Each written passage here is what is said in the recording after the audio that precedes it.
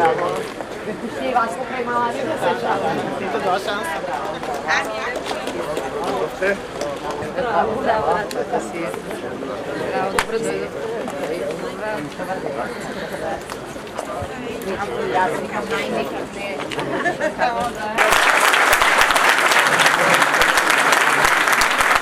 Сите ние сме воспитувани, јас барем за себе зборувам, убедена сум дека најголемиот дел од вас, да сакаме да останеме меѓу своите. Не сме живи без браќа, сестри, пријатели. И тоа го правиме знаејќи колкава жртва правиме, ама нема. Нема друга опција. И заради тоа, кога седнавме да ја пишуваме програмата минатата година, проблем број 1, цел број 1, ни беше како Македонија да ја направиме подобро место за живење, за да не ги губиме најдобрите, за да не ги губиме најмладите, за да не ги губиме најенергичните. И заради тоа, целата програма од почетокот до крај ја има целта. Човекот роден во Македонија да ја помогне и да остане во својата земја. И не треба да се биде многу паметен да се знае дека ако треба 3 работи најважни да кажеме, тоа што ќе бидат работни места, работни места, работни места. Тоа е тоа што ќе ги чува и младите и повозрастните во државата.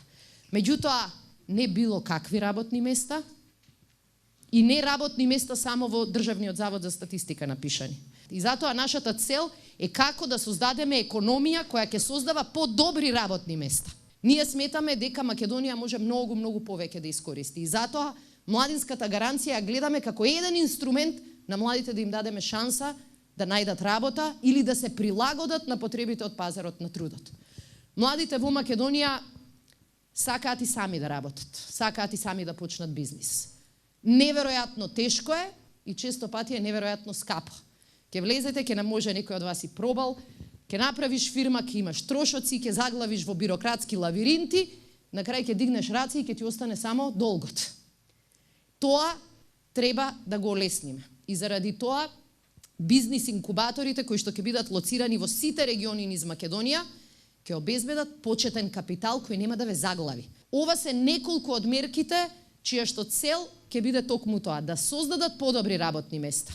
Дополнително, нашата цел на целата економска политика ќе биде просечната плата во Македонија да порасне на износ кој што ќе биде над 29.000 денари.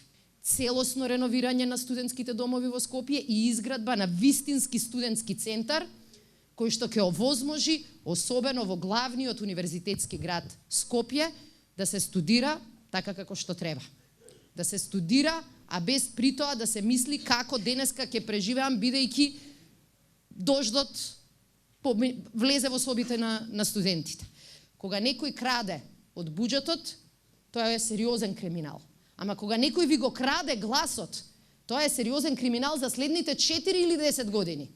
И тоа е уште пострашно. И затоа ве повикувам, како што беше кажано неколку пати до сега, не ја пуштајте Македонија во рацете на криминалците кои ви ја заробија. Не ја пуштајте Македонија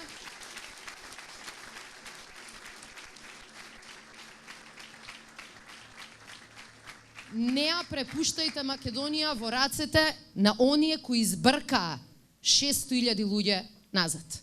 Сега е моментот кога пред се вие, младите на Македонија, имате шанса да се изборите и за својот живот, и за својата иднина, ама да се борите на вистински начин и за својата татковина. И во тоа име сакам да ви честитам на силата и борбата што до сега ја вложивте и да ви посакам успех. Ова е држава која што ќе живее заради вас. Ова е држава која ќе живее од вас. Благодарам.